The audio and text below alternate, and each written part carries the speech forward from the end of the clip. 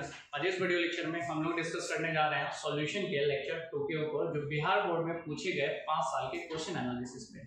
First video lecture में हमने discuss किया था 2021 और 2020 के क्वेश्चंस के ऊपर, जिसको आप इस आई बटन पे जाकर के आराम से उस वीडियो को देख सकते हो। तो काइंडली आप सबसे पहले उस वीडियो को देखो, तब ये वीडियो ज्यादा समझ में आएगा। वो क्यों? क्योंकि इसमें बहुत सारे ऐसे क्वेश्चन हैं जो रिपीटेड है, जिसको मैं एक्सप्लेन यहाँ पे ज्यादा नहीं करने जा रहा। तो बात ये रहा कि यहाँ पर आज जो हम लोग डिस्कस करेंगे वो 2019 का, 2018 का और 2017 का, ये 3 साल के क्वेश्चन पे डिस्कस करेंगे। तो गाइस सबसे पहले ये आपके लिए बिहार बोर्ड का जो क्वेश्चन होगा वो सबसे पहला क्वेश्चन 2019 का वो ये है। 3 क्वेश्चन आप देख रहे हो बोर्ड पे बहुत अच्छे तरीके से। पहला question define osmotic pressure, what is ideal and non ideal solution, और क्या है थर्ड क्वेश्चन कहता है define osmotic pressure, prove that osmotic pressure is a colligative property. मैं आपको बता दूं क्या कि फर्स्ट, सेकंड और बाबू ये थर्ड, ये 3 पॉइंट्स जो है तीनों के क्वेश्चन रिपीटेड है। बस एक ही चीज आपको एक्सप्लेन करना है, वो है prove that osmotic pressure is a colligative property. तो ऑब्वियसली है कि अगर ये वीडियोस को अच्छे से समझना है तो फर्स्ट वीडियो आपको देख के रखना पड़ेगा। क्यों? क्योंकि रिपीटेड क्वेश्चन में टाइम किल करने से कोई फायदा नहीं। तो आगे चलते हैं गाइस। जस्ट इसके बाद सबसे पहले ऑस्मोटिक प्रेशर क्या होता है इसको मैंने एक्सप्लेन किया है। मैंने आपको बताया था कि ऑस्मोसिस क्या होता है, the flow of solvent molecules from higher concentration to the lower concentration, that is called osmosis, and the pressure exerted by the osmosis is called osmotic pressure. उसी को मैंने एक्सप्लेन किया है और ऑस्मोटिक प्रेशर को मेंशन करते हैं guys पाई से। क्लियर है? स्क्रीनशॉट ले लीजिएगा इसका। चलिए जस्ट इसके बाद दूसरा क्वेश्चन कहता है what are ideal and non ideal solution. ना टाइम आपके पास है ना मेरे पास है, दोनों का टाइम बचना चाहिए, क्योंकि इससे पहले वाले वीडियो लेक्चर में आपको मैंने एक्सप्लेन किया है कि आइडियल सॉल्यूशन क्या होते हैं, वो सॉल्यूशन जो रॉड्स लॉ को फॉलो करते हैं वो आइडियल सॉल्यूशन, और नॉन आइडियल सॉल्यूशन वो सॉल्यूशन होते हैं जो रॉड्स लॉ को फॉलो नहीं करते हैं। बाकी सारे प्रॉपर्टीज हैं और यहाँ भी बाकी सारे प्रॉपर्टीज है। इस दोनों प्रॉपर्टीज को मैंने एक्सप्लेन किया था, तो आप सिर्फ इसका स्क्रीनशॉट लोगे। जस्ट आगे वाले क्वेश्चन में आता है। हो गया गाइस स्क्रीनशॉट। नेक्स्ट यहाँ पे क्वेश्चन जो है वो 5 मार्क्स का है, लेकिन 2 हिस्से में बटा है। सबसे पहले आपको डिफाइन करना है ऑस्मोटिक प्रेशर। 2019 में 2 बार क्वेश्चन ये रिपीट किया, एक बार 2 मार्क्स के लिए सिर्फ आपसे ऑस्मोटिक प्रेशर पूछ रहा, और एक बार 5 मार्क्स में आपसे ऑस्मोटिक प्रेशर भी पूछ रहा और प्रूव करना है कि ऑस्मोटिक प्रेशर एक कॉलिगेटिव प्रॉपर्टी है। तो बाबू जो डिफिनीशन आपने 2 मार्क्स के लिए लिखा था वही डिफिनीशन उतर के यहाँ पे कॉपी पेस्ट हो जाएगा। तो ये आपका आंसर हो गया। ठीक है सर, ये फोटो बनाना जरूरी है, वो आपके ऊपर डिपेंड करता है। अगर आप फर्स्ट वीडियो से बात को समझ चुके हो तो आप ये फिगर भी बना सकते हो। आगे बढ़ते हैं। एक्चुअल में हमें इसमें जो नया चीज हमें नजर आया वो ये नजर आया कि यहाँ पर हमें प्रूव करना है कि ये एक कॉलिगेटिव प्रॉपर्टी है। कौन? Osmotic pressure. कैसी ऑस्मोटिक प्रेशर एक कॉलिगेटिव प्रॉपर्टीज हो गई? आपको एक बात याद रखना है, वो ये है कि कॉलिगेटिव प्रॉपर्टीज जो होती है, कॉलिगेटिव प्रॉपर्टीज वो डायरेक्टली प्रोपोर्शनल होती है नंबर ऑफ पार्टिकल्स की। जितने ज्यादा नंबर ऑफ पार्टिकल्स होंगे कॉलिगेटिव प्रॉपर्टीज उतनी ज्यादा बढ़ेगी। क्लियर? नंबर ऑफ पार्टिकल्स ज्यादा होंगे कॉलिगेटिव प्रॉपर्टीज ज्यादा होगी। एक छोटी सी बात, और ज्यादा इससे कुछ नहीं। अब मैं प्रूव कर रहा हूं ऑस्मोटिक प्रेशर को लेकर। आप जानते हो कि पाई जो होता है वो डायरेक्टली प्रोपोर्शनल होता है सी के। सी स्टैंड फॉर द कंसंट्रेशन, लेकिन आपको क्या करना है, टेम्परेचर को कांस्टेंट रखना है। तो आप ऐसे में लिखोगे एट कांस्टेंट क्या T with the help of ideal gas equation. भले ये गैस इक्वेशन है लेकिन हम सॉल्यूशन में लगाते हैं चले आ रहे हैं क्योंकि साइंटिस्ट ने लगाया। क्यों? इसका रीजन टॉपिक में आपको मिलेगा बिल्कुल अच्छी तरीके से। पहले आगे आप समझ लो। आइडियल गैस इक्वेशन कहता है PV = nRT, तो P की जगह पे मैं लगा रहा हूं पाई।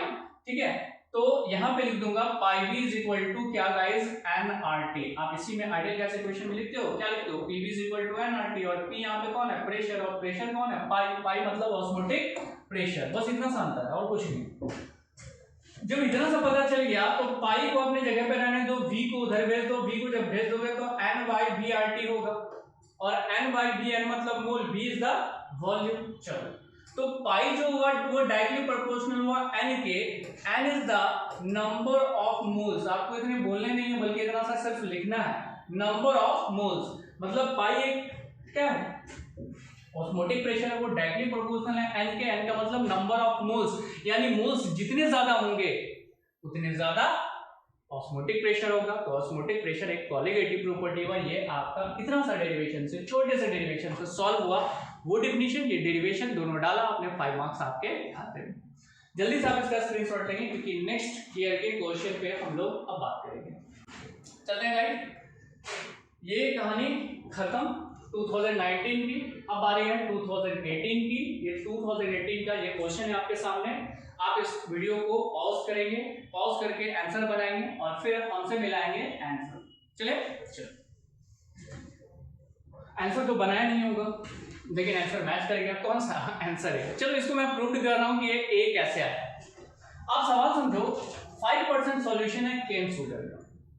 5% सॉल्यूशन केन शुगर का मतलब हुआ कि आप क्या कर रहे हो कि 5 ग्राम केन शुगर ऐड कर रहे हो किसमें, 100 ml वाटर में। मान लो isotonic with 1% solution of a substance X, कोई सब्सटेंस है जिसको मान रहे हैं एक्स, दूसरा सब्सटेंस उसका नाम हम नहीं जान रहे हैं, उससे हमें मॉलिक्यूलर वेट फाइंड करना है। ये कैसे होगा सर, मेरी बात समझो। मैं सवाल में देख रहा हूं कि 5% सॉल्यूशन ऑफ केन शुगर है। मैंने लिखा कि बाबू यहाँ पे आपके पास केन शुगर है और एक और सब्सटेंस है जो एक्स है जिसको हम नहीं जानते, लेकिन ये 5% है और वो 1% है। कौन, बाय वेट।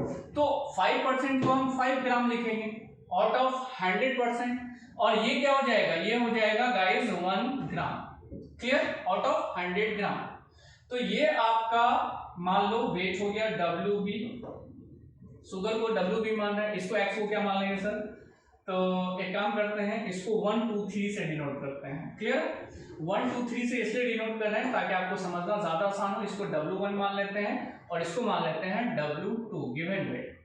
अब जाहिर सी बात है केन शुगर मॉलिक्यूलर मास आपका फाइंड हो जाएगा। कैसे, अगर केन शुगर का निकालना है तो मॉलिक्यूलर वेट इसका दिया हुआ भी है, निकल तो जाएगा फॉर्मूला से भी, लेकिन यहाँ ऑलरेडी गिवन है तो हम यहाँ लिख देते हैं 342 ग्राम। क्लियर, मॉलिक्यूलर मास इसका पता चल गया। लेकिन इसके मॉलिक्यूलर मास में आते हैं तो दैट इज कॉल्ड, नहीं यहाँ पे हम लोग 1 मान के चल रहे थे, इसलिए यहाँ पे गाइस हम लोग लिखेंगे M1 और इसको मानेंगे M2। इसका मॉलिक्यूलर मास नहीं दिया हुआ, वही फाइंड तो करना है। Then molecular weight of x, ये x को हमें फाइंड करना है कि x होगा क्या, ये हमारे लिए क्वेश्चन है। अब आते हैं वॉल्यूम में, V1। तो V1 आप मान लो इसको 100 ml, सही है, और यहां पर भी हो जाएगा गाइस, दोनों के ये वॉल्यूम सेम है। कैसे, क्वेश्चन क्या है ये हो गया V2 is equal to 100 ml। ml को लीटर में चेंज करोगे तो क्या हो जाएगा 0.1 लीटर, और ये हो जाएगा, ये भी हो जाएगा 0.1 लीटर। तो वॉल्यूम दोनों का सेम। क्वेश्चन कहता है, फिर से समझो, 5% सॉल्यूशन है केन शुगर का आइसोटोनिक। आइसोटोनिक का मतलब है कि दोनों का कंसंट्रेशन बराबर है, मतलब जितना कंसंट्रेशन इसका होगा उतना कंसंट्रेशन इसका, मतलब जितना कंसंट्रेशन केन शुगर का उतना कंसंट्रेशन किसका है, एक्स सब्सटेंस का है, तो दोनों इक्वल है। मतलब जितना कंसंट्रेशन C1 का आएगा उतना ही कंसंट्रेशन C2 का आएगा, इसीलिए टर्म यहाँ पे जो आपको यूज किया गया आइसोटोनिक, इसी का मतलब यही होता है कि दोनों की मोलैरिटी सेम है। अब जब मैं बात करूं C1 के बारे में, तो C1 कंसंट्रेशन आप कैसे निकालोगे, तो कंसंट्रेशन निकालोगे आप W1 इंटू क्या 1000 divided bye M1 into V1। लेकिन बाबू वॉल्यूम को ऑलरेडी हमने लीटर में चेंज रखा है, इसलिए हम इस 1000 को यहां से रिमूव कर देना, ठीक है। यानी यहां पे सिर्फ और सिर्फ हम रखने हैं W1, वैसे ही यहां पे हो जाएगा W2 divided by M2 into V2। सही है। आपको निकालना क्या है, आपको फाइंड करना है M2। तो ऐसे क्वेश्चन में आप M2 को क्लिक करोगे और बाहर कर दोगे कि भैया आप आ जाओ, आपका डेरिवेशन बनने वाला है। M2 को जैसे हटाओगे, इन सबको डालोगे तो यहाँ पे डेरिवेशन हो जाएगा W2 इंटू, ये दोनों ऊपर चला जाएगा और बन जाएगा M1 into V1 divided by, ये नीचे चलाया और बन गया W1 इंटू V2। इसका मान पुटअप करेंगे और आपका आंसर आ जाएगा। और ये मान क्या पुटअप करना है, देखा जाए W2 आपका गिवन है कितना, 1 ग्राम इंटू M1 आप वहां से बता दो M1 कितना दिया हुआ 342 इंटू V1 कितना है 0.1 litre divided by guys W1 आपका गिवन है 5 ग्राम, तो 5 इंटू V1 कितना 0.1, तो 0.1 कैंसिल, बचा कौन 342 डिवाइडेड बाय 5। तो आप सिंपली डिवाइड कर लो, 342 को डिवाइड करना है आपको किससे, 5 से। एक काम करते हैं 5 से डिवाइड कर देते हैं, तो ये आ जाएगा आपका 6 टाइम में 30 आ जाएगा 4 2, अब कितने टाइम्स दे देंगे, तो 8 टाइम्स दे देंगे, तो 45 0 2 डेसिमल दिए 0 आ गया 5 टाइम्स लगभग अप्रॉक्स, चलो सही है, ठीक है। एक मिनट 4 टाइम्स ना होगा 68.4, मतलब ये कट के आंसर आ रहा है आपका 68.4। ये आ गया आपका क्या, molecular mass of x substance. और आपसे 4 ऑप्शन है, तो ऑप्शन में कौन सा सही होगा, आंसर ए। तो इसका एक्सप्लेनेशन आपको मिल गया, ठीक है। इसका स्क्रीनशॉट लेंगे आप बाबू। स्क्रीनशॉट लेने के बाद जस्ट हम लोग आगे बढ़ते हैं नेक्स्ट क्वेश्चन के ऊपर, जो 2018 में ही पूछा गया है। कहता है what does vapour pressure of liquid decrease with adding of non volatile solid solute. Generally आप क्या देखोगे कि अगर आपने एक कंटेनर ले रखा है, कंटेनर का मतलब है कि उस कंटेनर में किसी तरह का कोई सब्सटेंस है, किसी तरह का सब्सटेंस, कौन सा substance, liquid substance, pure liquid, pure. अब ये प्योर लिक्विड का मतलब है यहां पर कि इसके अंदर सिर्फ एक ही तरह के सब्सटेंस है एक दूसरे के साथ, लेकिन जैसे आप इसमें हीट देते हो, मतलब टेम्परेचर देते हो, तो इसका प्रेशर एटमॉस्फेरिक प्रेशर के बराबर हो जाता है, तो ये वेपर बनाना स्टार्ट कर देता है। जितना ज्यादा वेपर बनाएगा वेपर प्रेशर उतना ज्यादा एक्सर्ट होंगे। सेकंड में आप आ जाओ, सेकंड जो मैं कह रहा हूं वो क्या कह रहा हूं, इस बात को समझना कि मैंने सॉल्यूशन बनाया, तो सॉल्यूशन में मैं क्या देख रहा हूं कि ये आपका सॉल्यूशन है, और इस सॉल्यूशन में आप क्या कर रहे हो कि सॉल्यूट को ऐड कर दे रहे हो। सॉल्यूट ऐड करने की वजह से, जैसे आपने यहाँ पे सॉल्यूट ऐड कर दिया, तो सॉल्यूट सरफेस को कवर्ड कर लिया। अब सरफेस को कवर्ड करने की वजह से जो मॉलिक्यूल्स है वो हिडन हो गया, इसके नीचे चला है, ऐसा समझो शॉर्ट में। अब जो आप हीट दोगे तो वेपर तो बनेगा, लेकिन अब क्या बनेगा, कम बनेगा, क्योंकि आपसे क्वेश्चन पे पूछ रहा कि व्हाई डज, क्यों, why does vapour pressure of liquid decrease, घटता क्यों है with adding of non volatile solid solute. जब आप सॉलिड सॉल्यूट को इसमें ऐड करते हो तो वेपर प्रेशर घट क्यों जाएगा। ये बाबू ऐसे समझो कि ये प्योर वाटर है, और 100 डिग्री पे जैसे बॉयल करोगे इसमें वेपर ज्यादा बनने स्टार्ट होंगे, तो प्रेशर भी ज्यादा एक्सर्ट होगा। लेकिन अगर मैं इसमें नमक ऐड कर देता हूं, सॉल्ट, जो नॉन वोलेटाइल सॉल्यूट है, तो अब जो 100 डिग्री सेल्सियस पे जो टेम्परेचर, इस टेम्परेचर पे जो प्रेशर एक्सर्ट होगा, वेपर प्रेशर, वो उससे पहले से कम बनेगा। जब प्रेशर यहाँ कम बनेंगे तो वेपर प्रेशर डिक्रीज कर जाएगा। उसी के बारे में आपसे पूछ रहा, और इसका जवाब बहुत आसान सा है, क्या, when a non-volatile solute is dissolved in pure solvent, the vapor pressure of solvent is lower than the pure solvent because escaping tendency। ध्यान देना यहाँ पे टर्म क्या यूज किया है, यहाँ पे यूज किया है escaping tendency। आप देख रहे हो escaping tendency आपको नजर आ रहा, of solvent molecules decrease, सही है। In pure liquid the entire surface occupied the molecules of pure liquid। ये देखो पूरा सरफेस किससे कवर्ड है, सिर्फ और सिर्फ सॉल्वेंट मॉलिक्यूल से। तो जाहिर सा बात है, when a non-volatile solute is added to it, some of the surface is occupied by the solute molecules। यहाँ देखो, यहाँ पे हमने क्या देखा कि solute molecules उस जगह को ऑक्युपाइड कर लिया है। Now the number of particles undergoes a phase change, that is liquid to gas decrease, और यही चीज क्या करा देगा, इसको घटा देगा।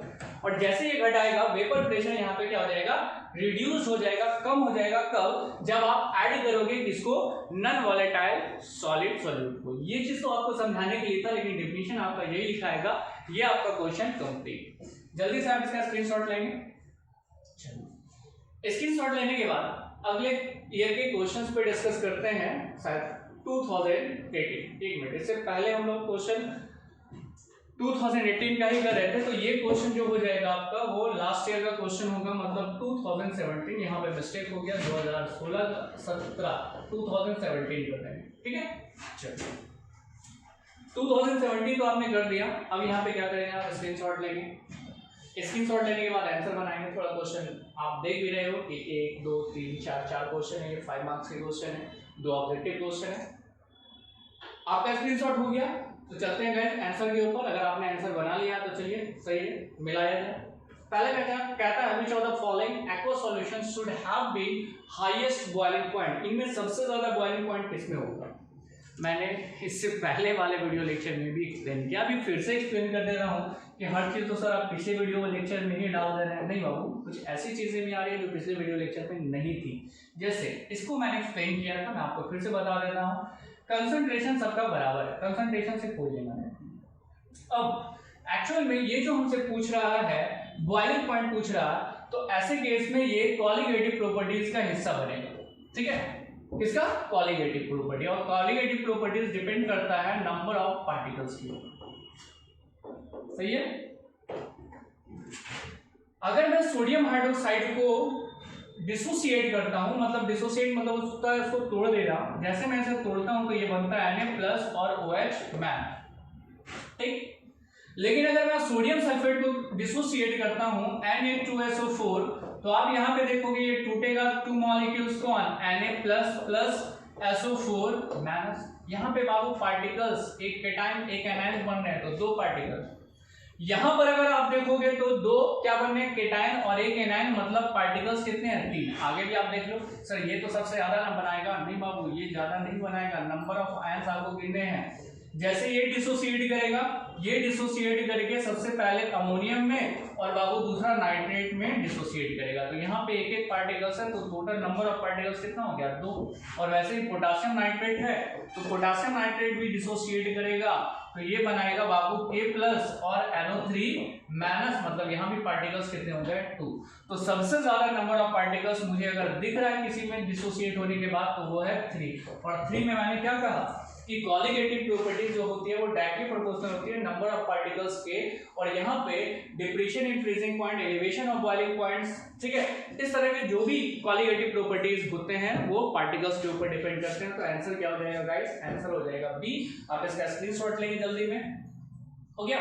चलो, स्क्रीनशॉट के बाद डायरेक्ट आंसर की तरफ अगला बढ़ता है। 2017 का सेकंड क्वेश्चन कहता है सॉल्यूशन। ठीक है, एक सॉल्यूशन है, उसमें क्या कह रहा है? हैव एन ऑस्मोटिक प्रेशर इतना at 300 kelvin, it concentration would be. Concentration क्या हो जाएगा? 0.003। आंसर पहले से लिखा हुआ है, तो आंसर आपको उतारना है, तो आप टाइम किल मत करो, आगे बढ़ जाओ। लेकिन अभी मैं इसका एक्सप्लेनेशन देने जा रहा हूँ। क्या एक्सप्लेनेशन है, ध्यान देना। Osmotic pressure pi is equal to, क्या कह रहा है? एक सॉल्यूशन है जिसमें ऑस्मोटिक प्रेशर आपका इतना है, मतलब ऑस्मोटिक प्रेशर है 0.0821। ये ऑस्मोटिक प्रेशर। टेम्परेचर चलो मान लेते हैं 300 केल्विन, वैसे टेम्परेचर का कोई लेना देना नहीं पड़ेगा।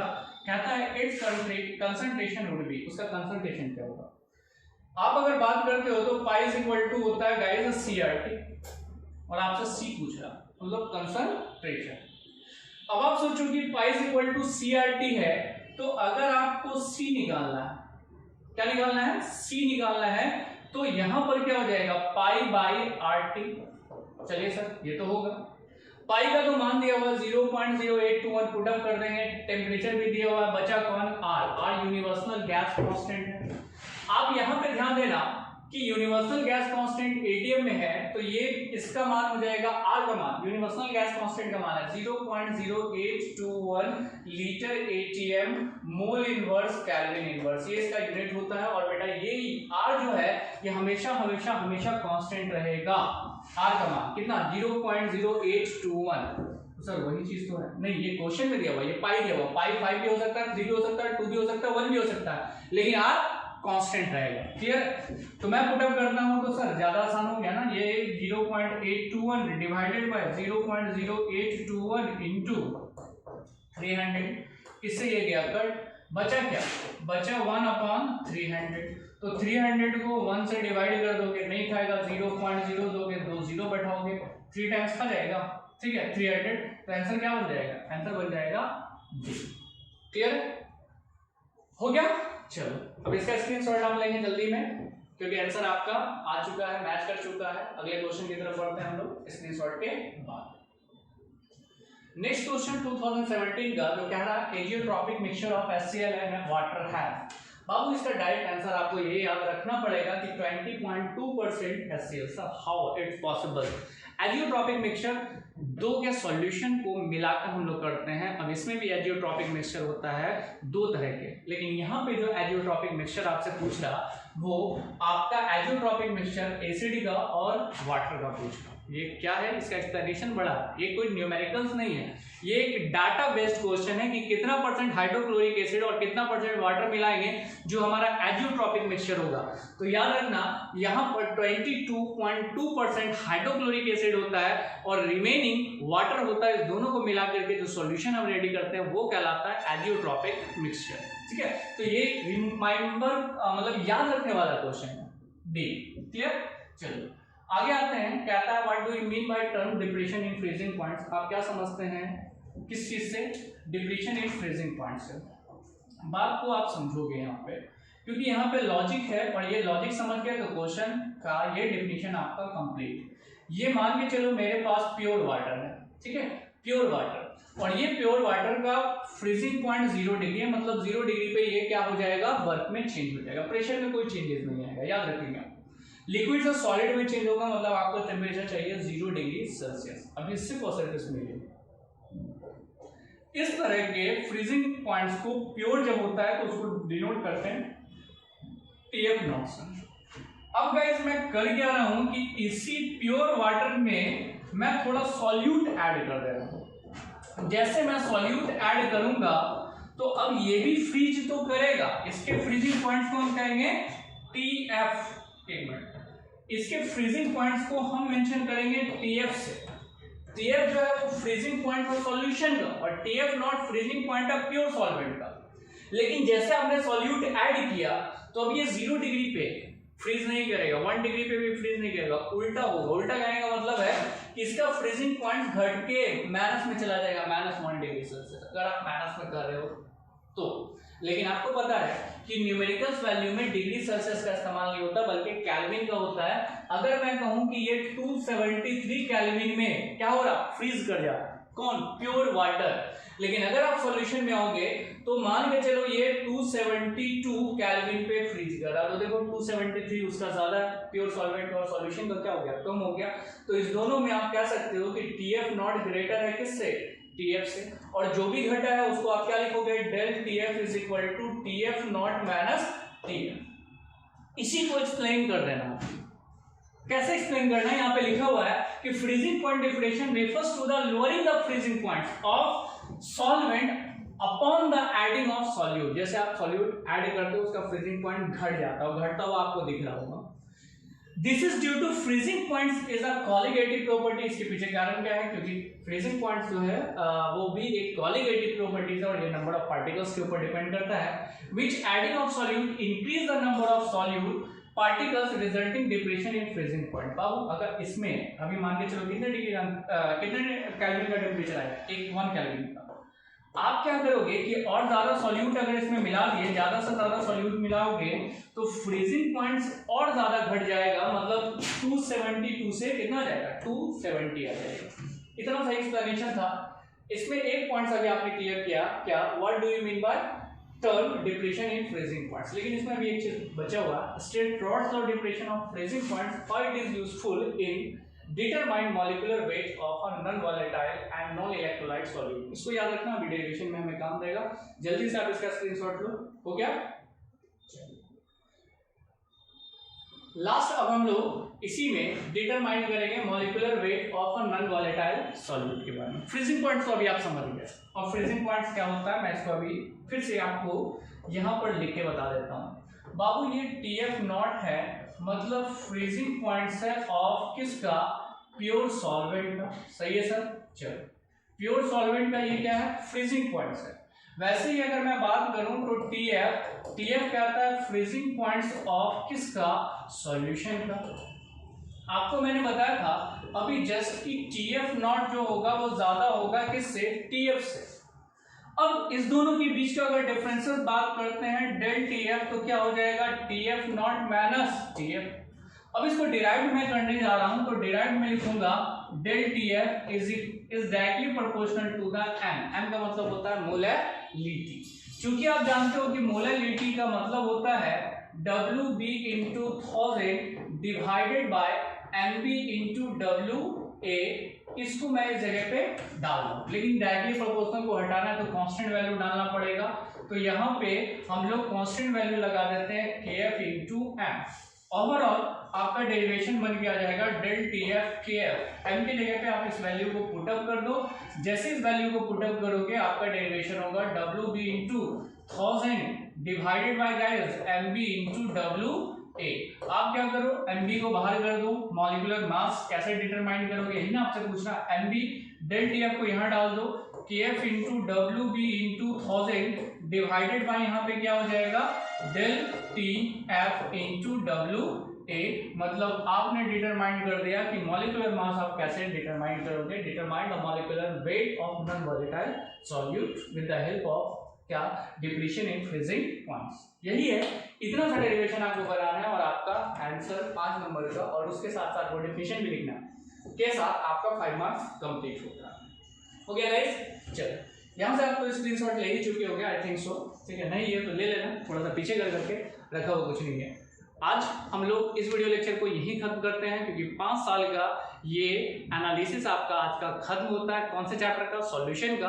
तो नए चैप्टर के साथ फिर से हम लोग मिलते हैं, नए टॉपिक के साथ, फिर से 5 ईयर के क्वेश्चन के ऊपर। तो आज के लिए थैंक यू एंड बाय।